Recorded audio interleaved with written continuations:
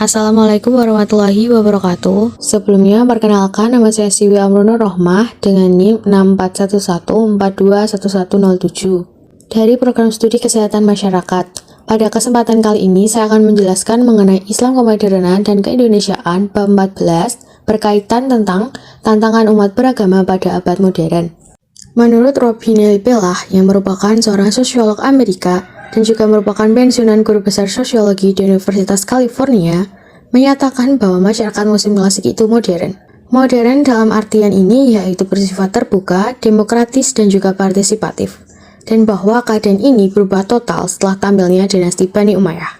Pillah dalam ungkapannya mengatakan, relapse into pre-Islamic principle of social organization, atau kambuh kembali ke masa pra-Islam prinsip organisasi sosial, yaitu dengan munculnya rezim Bani Umayyah dengan ibu kotanya yaitu Damaskus yang mengakhiri sistem sosial para khalifah yang bijaksana seperti Abu Bakar, Umar bin Khattab, Utsman bin Affan, dan Ali bin Abi Thalib. Dan Bani Umayyah menghidupkan kembali sistem sosial Arab pra-Islam yang bersifat kesukuan atau tribal, dengan sedikit digabungkan dengan sistem Yunani Romawi atau Bizantium.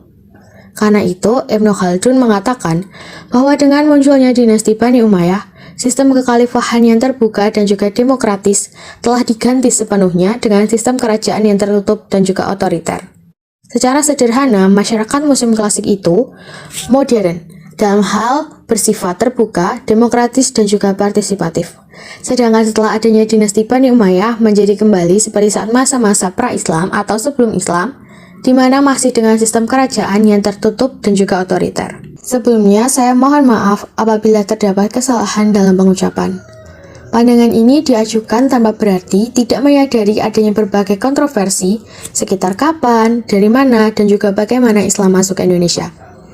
Tetapi pengaruh unsur-unsur budaya Persia dalam Islam di Indonesia dapat dilihat antara lain dalam bidang bahasa. Telah diketahui bahwa bahasa Indonesia banyak sekali mengandung kata-kata pinjaman dari bahasa Persia. Lebih dari itu, hampir semua kata Arab dalam bahasa Indonesia dipinjam dari dan melalui bahasa Persia. Hampir semua kata Arab dalam bahasa kita berakhiran dengan tak marbutah, dibaca dalam wakaf. Sebagai T, seperti adat, berkat, dawat, hajat, jemaat, kalimat, dan masih banyak lagi.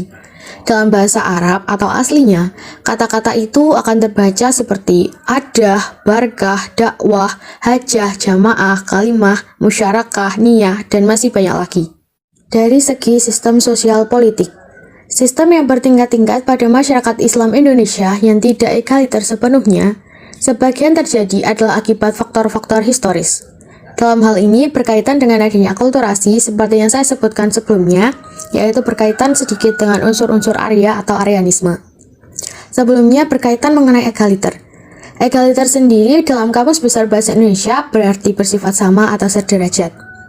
Egaliter adalah tradisi untuk tidak membedakan status sosialnya secara hierarki. Pemimpin yang egaliter adalah pemimpin yang sangat rendah hati serta tidak pernah menempatkan dirinya sebagai petinggi atau golongan elit yang tidak dapat dijangkau oleh bawahannya. Sebaliknya, pemimpin egaliter ini memposisikan dirinya layaknya orang yang ia pimpin, ataupun setara dengan masyarakat kebanyakan. Yang kemudian, mengenai penjelasan dari Aryanisme. Dari beberapa sumber yang saya baca, bahwa Aryanisme merupakan sebuah ajaran sesat tidak hanya di dalam agama Islam, namun dalam beberapa kepercayaan lain.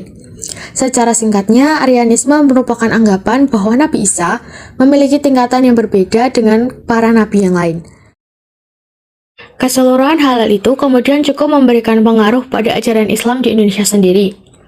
Sudah cukup banyak dijelaskan dalam buku sejarah mengenai metode penyiaran Islam di Indonesia. Salah satunya yang paling terkenal yaitu melalui wayang, yang kemudian digunakan dalam proses islamisasi di Jawa dengan menggabungkan nilai-nilai dalam ajaran Islam ke dalam seni pertunjukan wayang.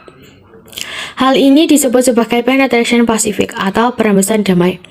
Adalah masuknya unsur-unsur baru dalam masyarakat yang berlangsung dengan cara damai tanpa melibatkan unsur paksaan atau kekerasan, sehingga minim konflik dan justru menambah kekayaan budaya pada masyarakat tadi. Tetapi beberapa bentuk luar yang sempat masuk ke dalam tubuh praktik-praktik Islam ini sedemikian jauh senjangnya dari norma-norma ajaran Islam. Sebetulnya hal ini juga terjadi pada Islam di negara Persia dan juga India. Di kedua negara tersebut juga banyak mengakomodasi unsur-unsur budaya lokal. Akan tetapi, hadirnya cukup banyak berkompromi antara ajaran-ajaran Islam dan unsur-unsur budaya lokal Islam di Indonesia, membuat Indonesia sering dianggap sebagai pinggiran. Beberapa alasannya yaitu letak Indonesia yang secara geografis merupakan negara muslim yang paling jauh dari pusat-pusat Islam di Timur Tengah.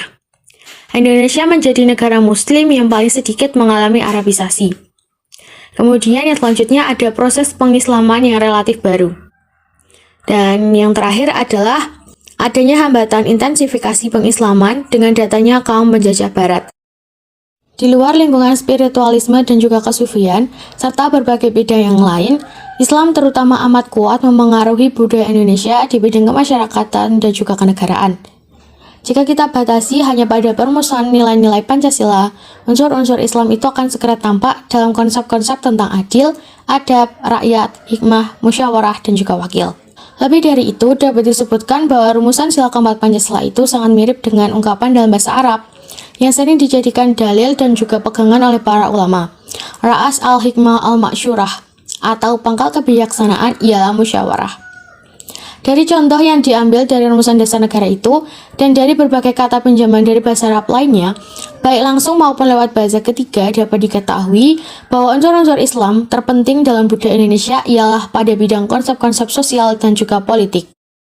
Jadi berbeda dengan pengaruh Islam pada budaya Indonesia yang amat terasa terutama di bidang-bidang kemasyarakatan, hukum, dan juga politik, pengaruh Islam pada budaya Barat terutama terasa di bidang-bidang ilmu pengetahuan, teknologi, dan produk-produk canggih, objek, dan kenyamanan dalam hidup berperadaban. Science and technology are sophisticated product, object, and comfort of civilized life. Kenyataan itu sekaligus memberi petunjuk tentang daya tarik Islam sehingga menjadi agama utama di kawasan Nusantara ini. Berkaitan dengan ini, ingin dikutipkan lagi pendapat Bill Dalton. Apakah daya tarik Islam itu? Daya tarik yang pertama dan utama bersifat psikologis. Islam secara radikal bersifat egaliter dan mempunyai semangat keilmuan. Ketika datang pertama kali ke kepulauan ini merupakan konsep revolusioner yang sangat kuat yang membebaskan orang-orang kebanyakan dari belenggu feudal Hindunya. Orang kebanyakan itu hidup di suatu negeri yang rajanya adalah seorang penguasa yang mutlak yang dapat merampas hartanya, tanahnya, bahkan istrinya, kapan saja yang ia mau. Islam mengajarkan bahwa semua orang di mata Allah adalah sama-sama dibuat dari tanah, bahwa tak seorang pun dibenarkan untuk diistimewakan sebagai lebih unggul. Dalam Islam tidak ada sakramen ataupun acara-acara inisiasi yang misterius dan juga tidak ada kelas pendeta. Islam memiliki kesederhanaan yang hebat dengan hubungannya yang langsung dan pribadi antara manusia dan juga Tuhannya. Selain tercermin pada berbagai peristilahan yang antara lain mendapatkan jalan masuk ke dalam perumusan Pancasila, egalitarianisme sebagai aspek yang paling dinamis dari ajaran sosial politik Islam itu sendiri, juga tercermin dalam pilihan bahasa Melayu atau Riau sebagai bahasa nasional. Jika benar keterangan Sultan Syahrir Al-Jabana beberapa waktu yang lalu bahwa ia mengusulkan dijadikannya bahasa Melayu dan bukan misalnya bahasa Jawa sebagai bahasa nasional adalah pemuda-pemuda Jawa itu sendiri. Hal itu menunjukkan bahwa pemuda-pemuda Jawa saat itu telah menyadari bahwa bahasa Jawa yang bertingkat-tingkat tidak akan cocok untuk suatu masyarakat Indonesia yang mereka cita-citakan, yaitu suatu masyarakat yang modern.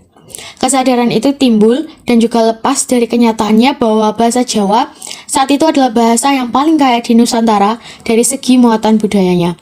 Buku karya Nur Khalis Majid ini menurut saya dapat menjadi sebuah informasi baru. Mengapa demikian?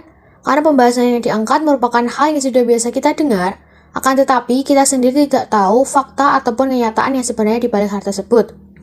Salah satunya adalah mengenai bahasa Indonesia yang diambil dari bahasa Melayu Riau, dan penggagas ide ataupun pencetusnya diperkirakan berasal dari pemuda Jawa.